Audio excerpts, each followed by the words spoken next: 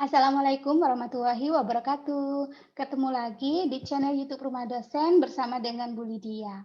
Nah, hari ini kita akan membahas tentang konsep perilaku di mata kuliah humaniora. Kalau pada minggu kemarin, minggu yang lalu, kalian sudah mendapatkan materinya yang sudah kalian baca dan download di Smart Spada, maka pada kesempatan kali ini saya akan menjelaskan sedikit bagian-bagian yang penting tentang konsep dasar perilaku. Oke, simak baik-baik ya. Saya share screen dulu untuk mahasiswa Bu Lydia. Oke, baik. Eh, ini adalah materi tentang teori dan konsep perilaku. Jadi setelah mempelajari materi ini, kalian akan memahami tentang teori dan konsep perilaku manusia. Mengapa ini penting dipelajari? Karena kita sebagai bidan akan menjadi satu kesatuan di dalam masyarakat, bisa mengedukasi masyarakat sebagai garda terdepan kesehatan masyarakat, maka kita harus bisa mempelajari dan mengerti tentang bagaimana sih pola perilaku masyarakat dan manusia, sehingga kita sebagai bidan bisa diterima oleh masyarakat sekitar kita. Kalau misalnya kita diterima dengan baik, maka apa yang kita akan berikan kepada masyarakat, entah itu penyuluhan, pengetahuan baru, kemudian pengobatan yang kita berikan, itu akan mudah diterima oleh masyarakat. Nah, kalau sudah mudah diterima apa yang kita ucapkan oleh masyarakat, maka tentu masyarakat bisa menjadi jembatan bagi masyarakat untuk meningkatkan kesejahteraan dan kesehatan mereka. Oke, kita akan mulai ya. Baik, sebenarnya proses perkembangan perilaku manusia itu ditentukan oleh kehendaknya sendiri. Paling banyak ya ditentukan oleh kehendaknya sendiri. Sebagian juga bergantung pada alam atau lingkungan dia. Kemudian sebagian besar juga tergantung pada perilaku manusia yang lain atau makhluk lain. Nah, ciri-ciri manusia itu seperti yang sudah saya bahas di pertemuan awal bahwa manusia itu memiliki kebutuhan yang secara terus-menerus ingin dipenuhi. Karena apa? Manusia berbeda dengan makhluk hidup lain dan merupakan makhluk yang paling sempurna. Karena mereka diciptakan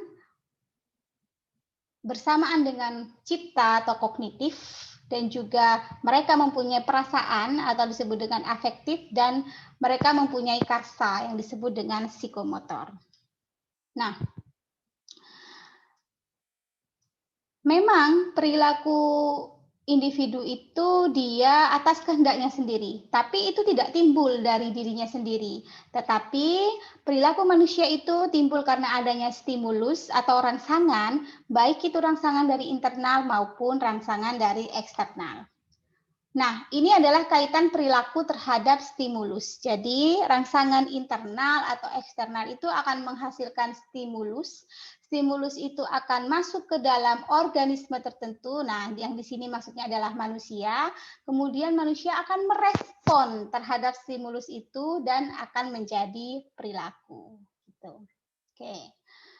Contoh nih, misalnya stimulus internal. Nah, jadi misalnya dia mempunyai sikap bahwa, oh kebersihan itu adalah sebagian dari iman. Nah, itu misalnya stimulus dari internal ya. Kemudian dari eksternal, bidan nih masuk ke situ. Mereka memberikan penyuluhan bahwa kebersihan itu baik untuk pencegahan terjadinya diare pada anak. Kemudian juga 3M misalnya ya, 4M sekarang ya, 4M untuk mencegah terjadinya demam berdarah, maka itu akan masuk ke dalam hati dan pikiran seseorang dan akan memberikan respon terhadap stimulus yang diberikan. Jadi perilakunya dia akan semakin terus menjaga kebersihan untuk mencegah penyakit-penyakit tertentu akibat perilaku yang tidak bersih. Oke. Nah, jadi ini adalah interaksi antara behavior, person, dan environment. Jadi orang itu saling berhubungan antara itu ya orangnya, pribadinya, kemudian juga dengan perilakunya dan juga dengan lingkungannya. Ini saling terkait satu sama lain. Oke. Nah, apa sih kemudian pengertian dari perilaku? Jadi dari sudut biologis, pengertian perilaku itu merupakan suatu kegiatan, suatu bentuk kegiatan atau aktivitas organisme atau seseorang. Nah, yang dalam di sini adalah manusia yang dapat diamati secara langsung maupun tidak langsung. Oh, misalnya si A tuh lagi nyapu-nyapu rumah, itu adalah perilaku.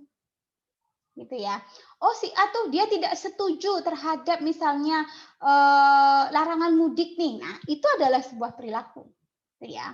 Kemudian karena apa? Secara operasional perilaku itu merupakan artinya merupakan suatu respon seseorang terhadap rangsangan dari luar subjek atau rangsangan dari orang tersebut. Itu. Nah, oke ya. Berarti bisa disimpulkan ya kalau ini adalah pengertian-pengertian perilaku dari berbagai ahli dan kita bisa menyimpulkan bahwa perilaku itu merupakan suatu kegiatan atau aktivitas seseorang itu akibat proses interaksi antara individu dengan lingkungannya yang dapat diamati secara langsung maupun tidak langsung. Nah, perilaku ini timbul karena adanya stimulus atau rangsangan atau respon dari dalam maupun dari luar. Oke ya. Nah, saya sudah sebutkan berkali-kali bahwa manusia itu merupakan makhluk yang berbeda dengan makhluk lain dan paling sempurna. Dan di sini Sarlito Wirawan pada tahun 1983 itu memberikan ciri perilaku manusia yang membedakan dengan makhluk lain. Yang pertama adalah manusia memiliki kepekaan sosial, kelangsungan perilaku, orientasi pada tugas, usaha dan perjuangan, dan setiap individu adalah unik. Jadi antara individu satu dengan individu yang lainnya pasti memiliki sifat yang berbeda. Meskipun misalnya itu adalah saudara kandung, bahkan saudara kembar pun juga berbeda sifat dan perilakunya.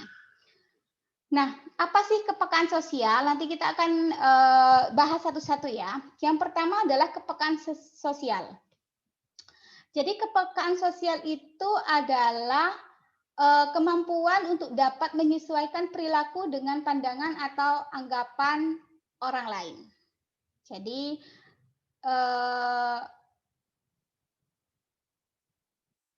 perilaku ini, kepekaan sosial ini bersifat situasional. Jadi masih misalnya ya dia tinggal di tempat A dan di situ tidak ada budaya itu, biasanya dia gak ikut. Tapi kalau misalnya di tempat B dia ada budaya itu misalnya ya, dia akan ikut. Itu namanya kepekaan sosial. Nah, misalnya ini ya, kalau misalnya perilaku manusia saat takziah atau melayat dengan perilaku saat pesta, itu akan berbeda. Jadi bagaimana mereka menempatkan diri pada suatu lingkungan tertentu. Nah, kemudian yang kedua adalah kelangsungan perilaku. Jadi antara perilaku satu ada kaitannya dengan perilaku yang lain.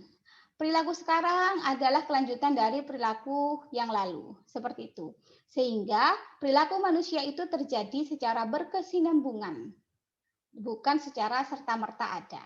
Nah, dan manusia tidak pernah berhenti berperilaku pada suatu saat.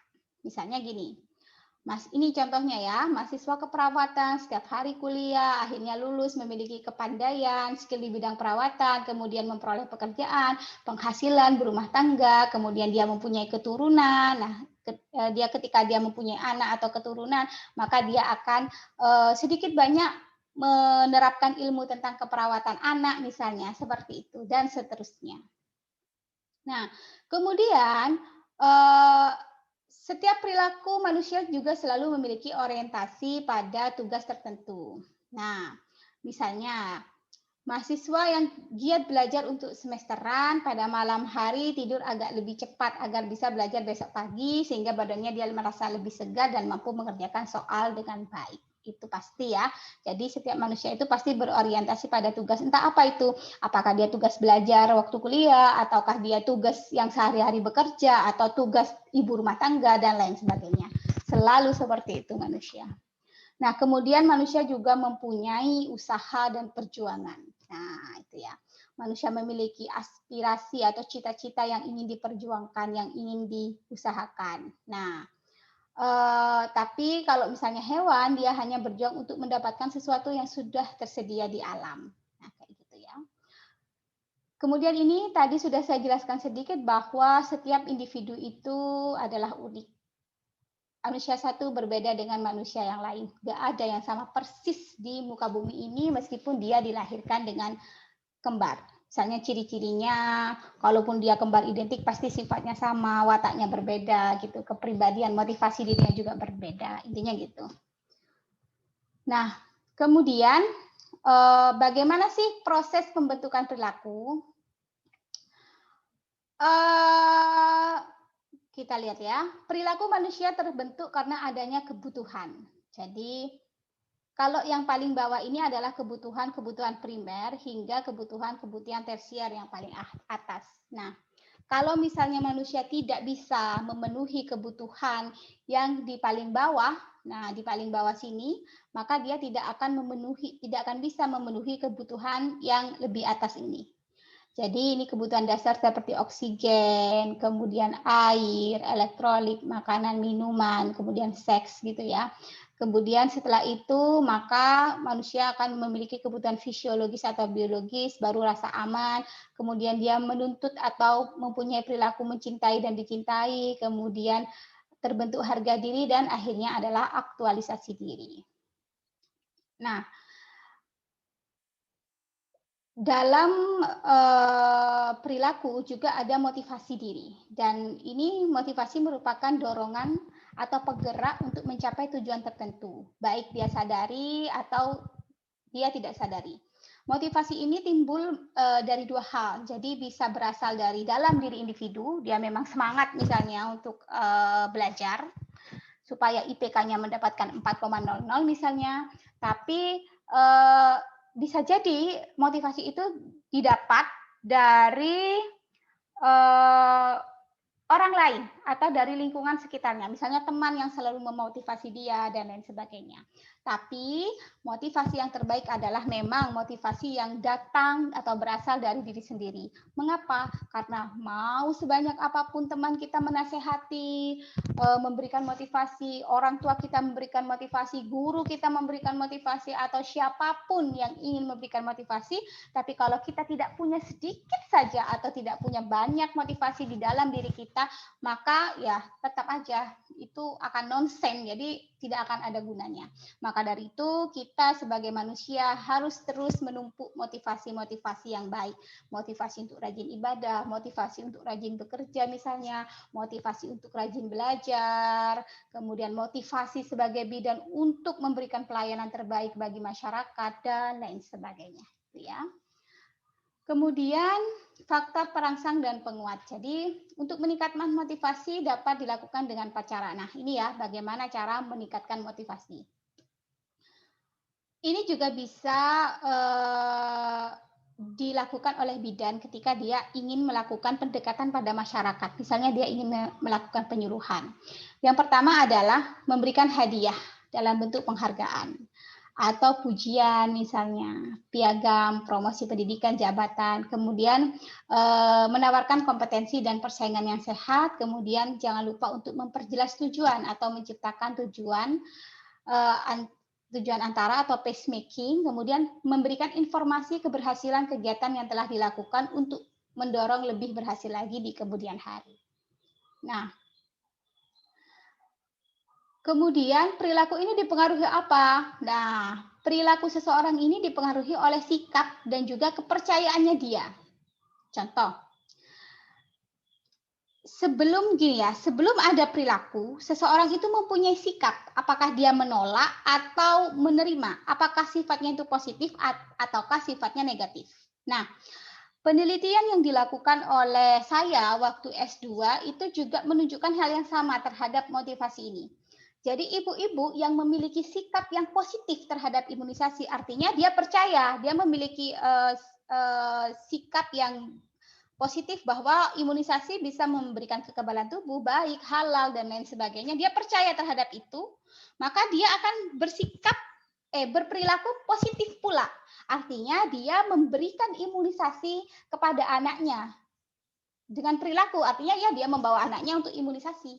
Beda dengan ibu-ibu yang dia memiliki sikap yang tidak positif, artinya dia memiliki sikap negatif, bahwa halah tidak divaksin atau divaksin anakku tetap sakit, atau misalnya vaksin ini aman nggak sih, nah gitu, dia masih ada rasa-rasa seperti itu, maka dia perilakunya juga negatif. Artinya dia juga mungkin ada yang jarang memberikan imunisasi atau dia imunisasinya tidak lengkap karena dia kurang memiliki sikap yang positif. Nah, kemudian yang kedua adalah kepercayaan. Nah, ini biasanya berkaitan dengan religius ya, artinya kepercayaan seseorang misalnya bahwa perbuatan baik akan memperoleh pahala di kemudian hari. Nah, misalnya kayak gitu. Contoh kalau di imunisasi yang cenderung ke kepercayaan itu bagian-bagian seperti misalnya vaksin itu halal atau imunisasi itu halal dilakukan, maka dia akan memiliki perilaku yang juga positif. Oke. Ada faktor genetik juga atau faktor endogen yang bisa mempengaruhi perilaku seseorang. Misalnya jenis ras, jenis kelamin, dan juga sifat-sifat fisik. Ya. Contoh nih, jenis kelamin. Ada perbedaan perilaku antara pria dan wanita jika dilihat dari cara berpakaiannya atau bagaimana mereka melakukan pekerjaan sehari-hari. Kalau pria mereka cenderung dia hanya bisa fokus pada satu hal, pekerjaan satu hal, tapi kalau wanita dia bisa multi pekerjaan, artinya dia bisa memasak sambil mengurus anak, tapi kalau laki-laki tidak bisa seperti itu. Begitu juga pria dia berperilaku atas dasar pertimbangan rasional atau akal, sedangkan wanita lebih banyak kepada emosional atau perasaannya dia. Sehingga perilaku pria disebut sebagai maskulin, sedangkan perilaku wanita disebut sebagai feminin. Nah, jadi perilaku individu juga akan berbeda-beda karena misalnya dia sifat fisik. Misalnya ada orang tipe piknis atau stenis. Dia biasanya orang-orang seperti ini mudah bergaul, humoris, ramah. Nah, tapi ada juga yang tipe atletis. Dia sulit biasanya contoh ciri-cirinya ini ya. Dan dia biasanya sulit kontak dengan dunia sekitar, suka menyendiri, sedikit bicara. Nah, itu. Kemudian ini adalah sifat kepribadian. Maksudnya adalah sifat kepribadian ini keseluruhan pikiran, perasaan, perilaku yang sering digunakan oleh seseorang dalam beradaptasi secara terus-menerus terhadap kehidupan. Misalnya si orang ini memang orangnya pemalu atau pemarah atau pengecut dan lain sebagainya. Atau dia memang pendiam orangnya. Nah, itu akan mempengaruhi juga perilakunya, sifat kepribadiannya dia. Oke. Nah, ini juga bakat pembawaan juga kemampuan individu untuk melakukan sesuatu yang sedikit sekali bergantung pada latihan. Misalnya dia memiliki bakat tertentu. Dan juga termasuk yang mempengaruhi perilaku itu adalah intelijensia, jadi kecerdasan dia. Itu. Nah, bagaimana dengan faktor di luar individu? Nah, faktor di luar individu yang mempengaruhi perilaku itu adalah lingkungan, pendidikan, agama, sosial ekonomi, budaya, faktor-faktor lain seperti SSP, persepsi, dan emosi. Nah, ini ya, karena kenapa kok lingkungan ini membawa kita dalam perilaku tertentu. Misal nih, secara sederhana, pada si A misalnya baru masuk ke dalam lingkungan masyarakat tertentu dan di sana masyarakatnya guyup, kemudian mereka hidup bersih, sehat. Nah, maka lama-kelamaan si A ini akan ikut berperilaku yang demikian juga sama karena dibentuk oleh lingkungan perilakunya. Kemudian pendidikan jelas ya, jadi pendidikan formal maupun non formal itu berpengaruh terhadap bagaimana seseorang bersikap dan juga berperilaku. Ya, karena orang-orang yang menerima pendidikan itu yang awalnya tahu menjadi tidak tahu, dan orang-orang yang dia memiliki pendidikan, tingkat pendidikan yang lebih tinggi akan lebih mudah menerima pemahaman-pemahaman baru pada dirinya dan itu akan mengubah perilakunya dia juga. Agama. Nah, jadi agama ini juga termasuk ke dalam bagaimana seseorang itu berperilaku. Jadi kalau misalnya kita nih sebagai bidan memberikan penyuluhan tentang sesuatu ya, tentang misalnya apalah gitu, itu harus disesuaikan, bukan disesuaikan. Jadi artinya ketika kita memberikan penyuluhan dan itu sesuai dengan agama dan keyakinan mereka, maka itu akan mudah diterima daripada kita hanya nyerocos aja tentang pengetahuan kesehatan tapi tidak menyelipkan agama di situ. Maka dari itu bidan-bidan yang ingin melakukan penyuluhan biasanya mereka juga akan mengundang tokoh agama supaya memperkuat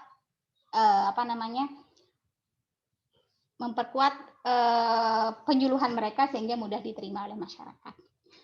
Kemudian sosial ekonomi. Nah, kalau keluarga yang sosial ekonominya berkecukupan, jadi dia bisa menyediakan segala fasilitas yang ada di hidupnya, itu biasanya akan lebih mudah untuk menerima perubahan perilaku. Nah, kebudayaan juga ya. Jadi karena kebudayaan ini adalah ekspresi jiwa terwujud dalam cara-cara hidup dan berpikir. Jadi itu sebabnya bidan ketika masuk ke dalam masyarakat juga harus mempelajari budaya yang di sana, yang ada di masyarakat tersebut supaya lebih bisa diterima. Nah, faktor-faktor lain misalnya susunan saraf pusat, persepsi, dan juga emosi seseorang. Oke.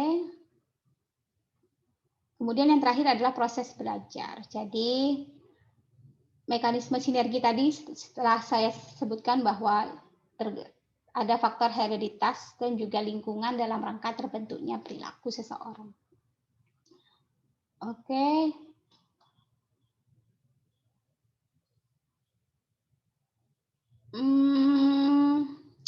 Kita akan bahas pembentukan bentuk perilaku ya. Nah, oke, ini aja dulu. Bentuk perilaku itu ada dua, yaitu perilaku pasif dan perilaku aktif. Nah, perilaku pasif atau respon internal ini perilaku yang sifatnya masih tertutup. Jadi, terjadi dalam diri individu dan tidak dapat diamati secara langsung. Nah, perilaku ini hanya sebatas sikap, belum ada tindakan yang nyata. Contohnya, dia berpikir berfantasi, mengetahui manfaat KB, tapi tidak mau menjadi akseptor. Jadi misalnya, dia berpikir bahwa imunisasi itu penting bagi kesehatan bayi untuk mencegah terjadi penyakit, tapi dia tidak mengimunisasi anaknya, masih ada yang bolong-bolong. Nah, itu merupakan suatu perilaku yang pasif. Tapi dia tidak menolak itu ya, gitu. Itu contohnya. Loh, Bu, kenapa kok misalnya tidak ada perilaku aktif ketika dia sudah berpikir bahwa imunisasi itu positif? Biasanya ada faktor-faktor lain yang menyertai. Misalnya nih, dia percaya, ibu-ibu itu percaya bahwa imunisasi ini baik dan lain sebagainya ya. Tapi dia ada juga yang tidak mengimunisasi anaknya, tidak hanya bolong-bolong gitu imunisasinya. Mungkin ibu itu juga ada faktor lain. Misal nih, si anaknya mesti panas setiap kali imunisasi dan ibu itu trauma, takut kasihan anaknya panas. Cuma itu aja mungkin. Nah, makanya tekanannya pada bidan di sini ketika masuk ke dalam masyarakat itu juga menanyakan apa sih hambatan-hambatan atau pikiran-pikiran yang masih mengganjal di hati mereka itu supaya kita bisa memperbaiki atau meluruskan hal-hal yang salah. Nah, perilaku aktif atau respon eksternal ini adalah perilaku yang sifatnya terbuka sehingga dia bisa diamati secara langsung, yaitu berupa tindakan nyata. Misalnya, seseorang kemudian mengimunisasi anaknya, kayak gitu. Itu merupakan perilaku yang aktif, dia dilihat. Nah, ini adalah perilaku kesehatan ya, sama aja ya ini. Jadi perilaku kesehatan merupakan tanggapan seseorang terhadap rangsangan yang berkaitan dengan sakit dan penyakit, kemudian berkaitan dengan sistem layanan kesehatan, makanan, dan lingkungan. Jadi, respon atau reaksi perilaku kesehatan itu bisa berbentuk pasif, bisa berbentuk juga aktif. Nah, berbentuk pasif itu misalnya dia perilaku terhadap sakit dan penyakit, misalnya pengetahuannya dia, persepsinya dia, atau sikapnya dia tentang sakit dan penyakit. Kemudian perilaku yang aktif misalnya dia ketika sakit dia benar-benar berobat ke petugas kesehatan. Itu merupakan perilaku yang aktif. Nah, Bagaimana sih bentuk perilaku seseorang sesuai dengan tingkat pencegahan penyakit? Jadi gini, yang pertama adalah seseorang itu untuk mempertahankan kesehatannya, untuk meningkatkan atau memelihara kesehatannya, yang disebut dengan health promotion behavior, maka ibu itu akan melakukan upaya atau tindakan atau perilaku aktif, misalnya dia dengan masak makanan bergizi untuk keluarga, menjaga kebersihan lingkungan, kayak gitu ya. Itu adalah hal yang pertama dilakukan. Tapi selain meningkatkan atau memelihara kesehatan, ibu-ibu itu juga misalnya mereka memiliki perilaku health prevention behavior atau perilaku pencegahan penyakit. Misal nih, ibu sudah masak bergizi untuk keluarga, menjaga lingkungan rumah. Nah, untuk mencegah terjadinya penyakit, apa yang ibu lakukan? Misalnya melakukan imunisasi bayi ke fasilitas kesehatan. Kemudian eh, seseorang sudah melakukan peningkatan dan pemeliharaan kesehatan, kemudian dia sudah melakukan usaha pencegahan penyakit. Maka selanjutnya adalah kalau misalnya si A atau si ibu atau si ayah ini misalnya ya atau siapapun seseorang tersebut kemudian dia sakit, maka kemudian dia akan melakukan perilaku pencarian pengobatan atau health seeking behavior. Seperti, tapi dia biasanya nggak ke tenaga kesehatan dulu nih. Biasanya dia akan membeli minum atau obat, misalnya dia lagi flu batuk ke warung atau toko obat dulu. Baru kemudian ketika dia merasa bahwa tidak sembuh, maka dia akan pergi ke fasilitas pelayanan kesehatan.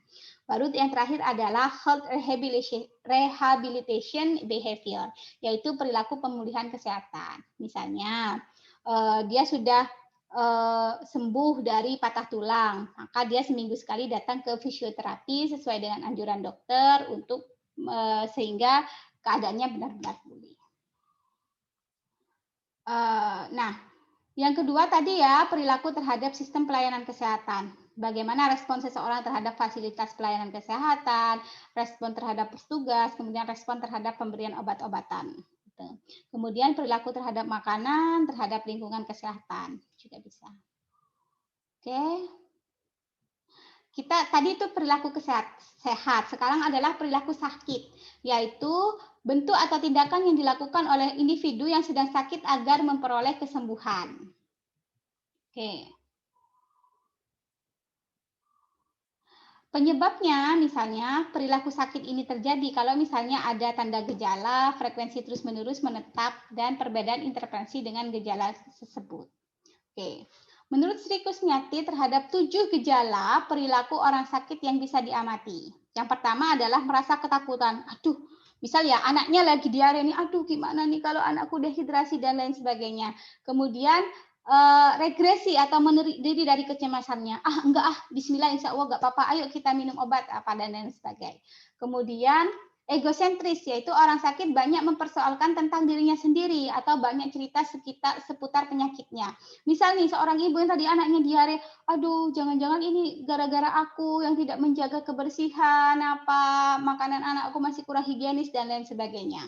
Kemudian habis itu terlalu memperhatikan soal-soal kecil atau melebihkan masalah yang dirasakan. Nah, pada akhirnya ketika itu tidak terkontrol tadi ya, dia akan terus melebih-lebihkan, iya nih aku ibu yang nggak berguna karena nggak bisa menjaga anak, cuma gitu aja anak sampai sakit dan lain sebagainya. Nah, kemudian dia menjadi kalau itu tidak dikendalikan, maka akan terjadi reaksi emosional yang tinggi. Maka si ibu ini akan sensitif. Misalnya, Dek, ayo kita gimana Dek anaknya kok sampai gini? Kamu nih selalu nyalahin aku. Nah, padahal kan cuma bertanya si suami itu. Kadang-kadang akan terjadi seperti itu. Kemudian yang keenam adalah perubahan persepsi terhadap orang lain. Jadi si ibu ini bisa jadi dia akan marah pada suaminya dan lain sebagainya. Kemudian akhirnya yang ketujuh adalah berkurangnya minat. Sudahlah, wong aku juga ibu yang nggak becus untuk mengurus anak, ya sudahlah, gimana dong anakku ya kayak gini gara-gara aku juga. Nah, akhirnya dia akan pada akhirnya kalau misalnya ini nggak dikendalikan ya udah dibiarin aja anaknya sakit gitu. Makanya dari itu dukungan orang-orang terdekat terhadap seorang ibu itu sangat penting dilakukan ya, apalagi terhadap orang-orang yang sakit itu juga. Jadi orang-orang yang sakit itu harus mendapatkan dukungan yang penuh dan jangan disalahkan. Jadi bahasanya itu jangan menyalahkan. Karena apa? Karena kalau tidak dikendalikan maka nanti akan menjadi penyakitnya lebih parah karena dia jiwanya juga ketakutan dan tidak sehat, gitu ya. Oke.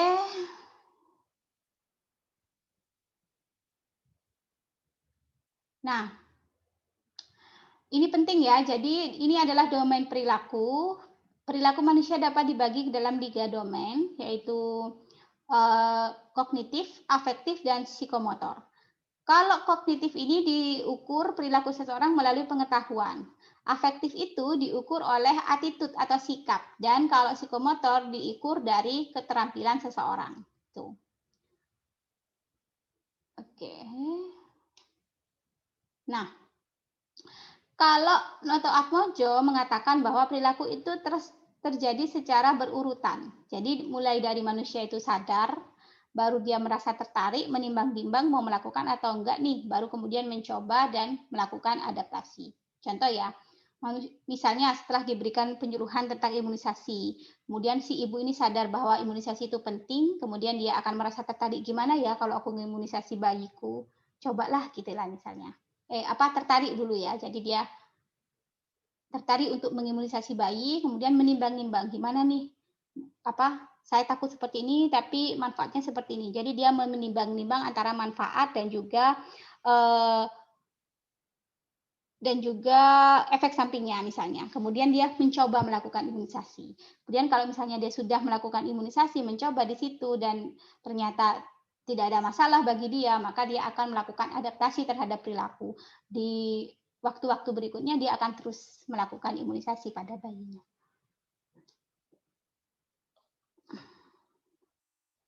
Oke, baik, terima kasih dulu karena ini Zoom-nya nggak berbayar ya, nanti takutnya mati dengan sendirinya. Jadi itu saja yang mungkin bisa saya sampaikan. Kalau terlalu cepat juga mohon maaf ya. Semoga kalian masih bisa memahami apa yang saya sampaikan.